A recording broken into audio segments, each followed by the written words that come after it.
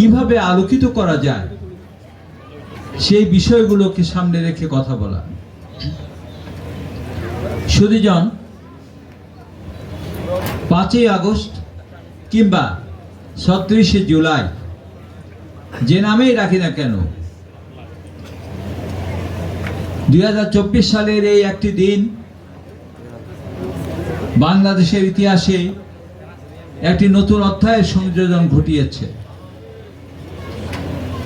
আমরা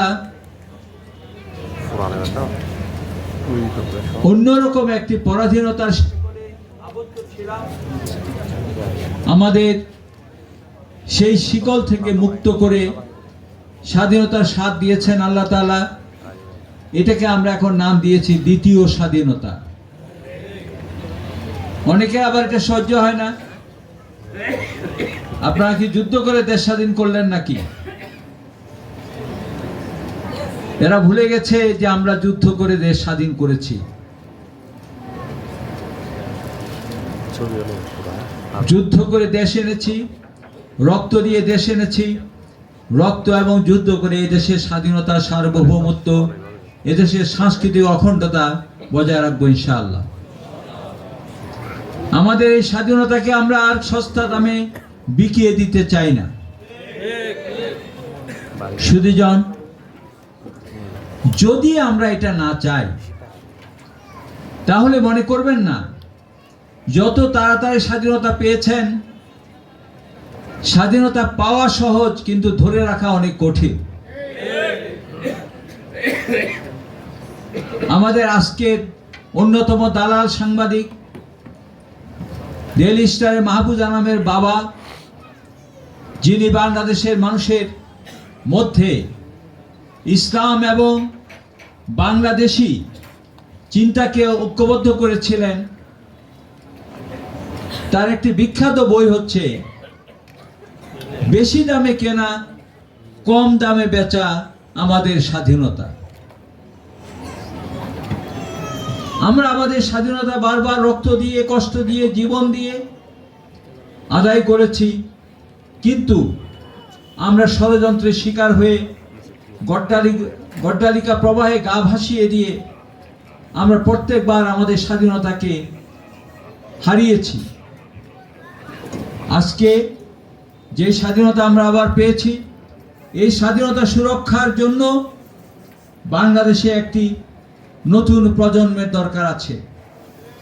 যেই নতুন প্রজন্ম আমাদেরকে স্বাধীনতার স্বাদ এনে দিয়েছে, যারা তাদের কচি কচি বুকে রক্ত ঢেলে দিয়ে রাজপথ রঞ্জিত করেছে, বাংলাদেশের আকাশে নতুন স্বাধীনতার সূর্য আমাদেরকে উপহার দিয়েছে, সেই তরুণদের পরবর্তী প্রজন্ম যারা আমাদের সন্তানেরা, তাদেরকে যদি আমরা দেশপ্রেমিক হিসাবে, ভালো মানুষ হিসাবে গড়ে তুলতে চাই, তাহলে কয়েকটি কাজ আজকে আমাদের করতে হবে।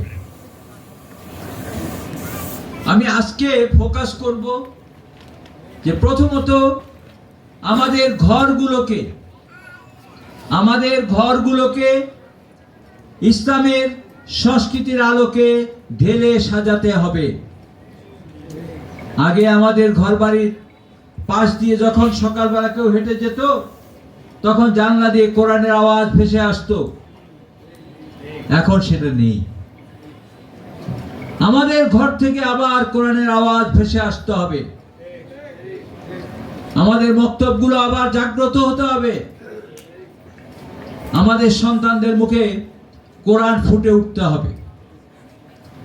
আমরা যত দিন যাচ্ছে তত বেশি ওয়েস্টার্ন সিভিলাইজেশন দ্বারা প্রভাবিত হয়ে, তাদের সংস্কৃতি দ্বারা প্রভাবিত হয়ে আমাদের ঘরের সৌন্দর্যটা হারিয়ে ফেলছি। আমাদের ঘরে এমনকি যারা দিনের চর্চা করে, তাদের ঘরেও সন্তান, মা বাবা, আমাদের ভাই বোন, এদের মধ্যকার সম্পর্ক কেমন জানি মেকানিক্যাল সম্পর্ক হয়ে গেছে। আর সবাই তো মহা ব্যস্ত। এখন সবার হাতে একটা বাক্স আছে, সবাই বাক্সের দিকে তাকায় থাকে। আমি এক বাসায় গেলাম, যে কি খবর, আপনার নাতিপুতিরা কোথায়?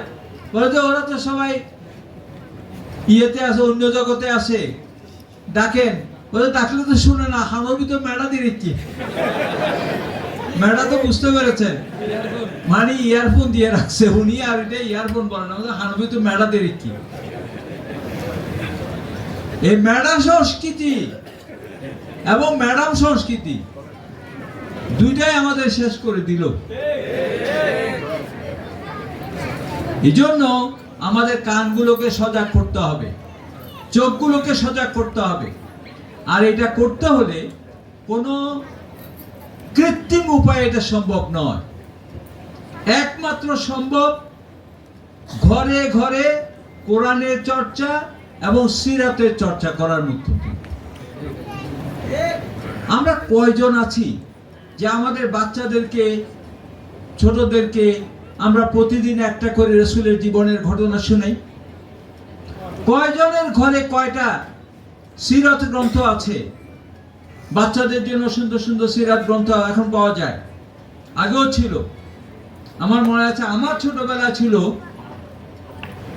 আবুল হাসান নদভী সাহেবের বিখ্যাত সিরাত গ্রন্থ, সিরাত গ্রন্থ নয়, নবীদের জীবনী কাহিনী। সেই জীবনী কাহিনীটা আমরা বাংলায় পেতাম, আর এমন কোনো বই ছিল না। আলহামদুলিল্লাহ এখন অনেক কিতাব হয়ে গেছে। ঘরগুলোকে কিতাব সমৃদ্ধ করুন, তাইলে ওই প্যান্ডোরার বাক্স, যে বাক্স থেকে চোখ ফেরানো যায় না, সেই বাক্স বাদ দিয়ে বইয়ের বাক্সের দিকে, বইয়ের দিকে যখন নজর যাবে তখন তাদের জীবন নতুন করে আলোকিত হবে। এটা কিভাবে করবেন? এটা তিনটা পথ। একটা হচ্ছে বাচ্চাকে এমন স্কুলে পড়াবেন যে স্কুলে টেক্সট বইয়ের বাইরে রাসূলের জীবনী, কোরআন, হাদিস এগুলোকে আলাদাভাবে শেখানোর ব্যবস্থা রয়েছে। আলহামদুলিল্লাহ অনেক স্কুল এভাবে গড়ে উঠতেছে, এখন মডার্ন স্কুলগুলোতে এটা হচ্ছে। Very good sign. আপনি যান চট্টগ্রামের প্রেসিডেন্সি স্কুল, খুবই নামকরা বাংলাদেশের অ্যাডাক্সেল স্কুল হিসাবে।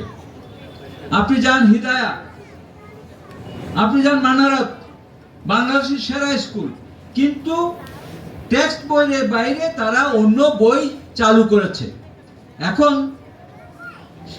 এখানকার শিক্ষা অফিসার মহোদয় আছেন, আমরা জানি সরকার আমাদের কথায় কান দিচ্ছে। আশা করি যে বইয়ের, পাঠ্য বইয়ে নতুন করে পরিবর্তনটা আসবে। 13র পরে নুর ইসলাম নাহিদ এবং দীপু মনির সময়কালে বাংলাদেশ টেক্সট বইগুলো যেভাবে সাজানো ছিল, যেভাবে আমাদের ছোটবেলায় আমরা কাজী কাদের নওয়াজের কবিতা পড়তাম, আমরা আমাদের ছোটবেলায় সত্যেন্দ্রনাথ দত্তের কবিতা পড়তাম। চিন্তা করতে পারেন হিন্দু বাবু তিনি কবিতা লিখেছেন কি?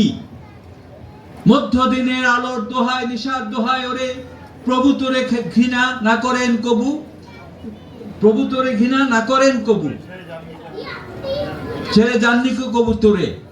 এই কবিতা কি? এটা হচ্ছে সূরা আদ-দোহার অনুবাদ, একজন হিন্দু এই অনুবাদ করেছে। আমরা এই কবিতা মুখস্থ করেছি, পাঠ্য বই থেকে দেখে দেখে সমস্ত কবিতাগুলো তারা ঝেঁটিয়ে বিদায় করেছে। আমরা বলেছি ওগুলো আবার ফেরত আনতে হবে এবং নতুন নতুন কবিতা সংযোজন ঘটাতে হবে। এভাবে ছড়ায়, কবিতায়, গানে ইসলামকে, জীবনের সুন্দর দিকগুলোকে, রাসূলের জীবনকে ডুবিয়ে দিতে হবে, যাতে এগুলো ছড়ায়, কবিতায়, ছন্দে ছন্দে ঘরের ভিতরে এটা থাকে। কবির কাদের নওয়াজের বিখ্যাত কবিতা শিক্ষাগুরু, সেই বিখ্যাত কবিতা যে নবী করিম সাল্লাল্লাহু আলাইহি ওয়াসাল্লামের সেই হাদিসটিকে কবিতা করা হয়েছে, কোনটিকে? ওই যে একজন লোক নবীর কাছে আসতেন ভিক্ষা করতে, তিনি বললেন তোমার কি কিছু নাই? সে বলল যে আমার একটা কুঠার আছে। নবী বললেন যে এটা বিক্রি করে, আমার একটা কম্বল আছে। তিনি বললেন যে এটা সম্বল তার কম্বল খানি বেচিয়া তাহার করে, অর্ধেক তার দিলেন রাসূল খাদ্য কিনিবার তরে, অর্ধেক খাওয়া কেনার জন্য, আর অর্ধেক দিয়ে তিনি একটা কুঠার দিলেন, বললেন যাও জঙ্গলে গিয়ে কাঠ কেটে খাও। এবং এভাবেই তার জীবনে পরিবর্তন এসে গেল। সেদিন থেকে ভিক্ষাবৃত্তি ছেড়ে দিল। আমরা এই সুন্দর বিষয়গুলো থেকে সরিয়ে দেওয়া হয়েছে, আমরা এগুলো ফেরত চাই। আমি এই প্রোগ্রাম থেকে এটাও দাবি করব যে আমাদের শিশুদের মুখে মুখে এখন যে সমস্ত বেলাল্লাপনা, যে সমস্ত বাজে গান, সেগুলো সরিয়ে তাদের মুখের ভিতরে ফিরিয়ে দিতে হবে তালা আল বদরু আলাইনা। তাদের মুখের ভিতরে ফিরিয়ে দিতে হবে তোরা দেখে যা আমিনা মায়ের কোলে, মধু পূর্ণিমারি সেটা চাঁদও দোলে। তাদের মুখের ভিতরে এনে দিতে হবে বাঁচেছে দামামা বাদরে আমামা শির উঁচু করি মুসলমান, দাওয়াত এসেছে দায়া জামানার ভাঙা কেল্লায় ওরেন শাহ।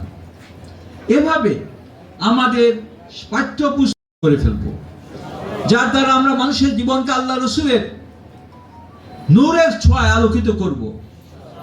তার যে চারিত্রিক সৌন্দর্য, বিউটি, তার যে গ্রান্ড ফ্র্যাগ্রেন্স, এটা দিয়ে আমরা সুশোভিত করে ফেলবো সবকিছুকে। যদি এটা করতে পারি, ইনশাআল্লাহ বাংলাদেশের স্বাধীনতা, সার্বভৌমত্ব আর কেউ ছিনিয়ে নিতে পারবে না। আমরা মহান আল্লাহ তাআলার কাছে এই প্রার্থনাই করি, আল্লাহ যেন আমাদেরকে তার দ্বীনের উপরে অবিচল অটল রাখেন এবং রসুলের জিন্দেগিকে আমাদের পথ ও পাথেয় হিসেবে গ্রহণ করার তৌফিক দান করেন। আসসালামু আলাইকুম ওয়া রাহমাতুল্লাহ।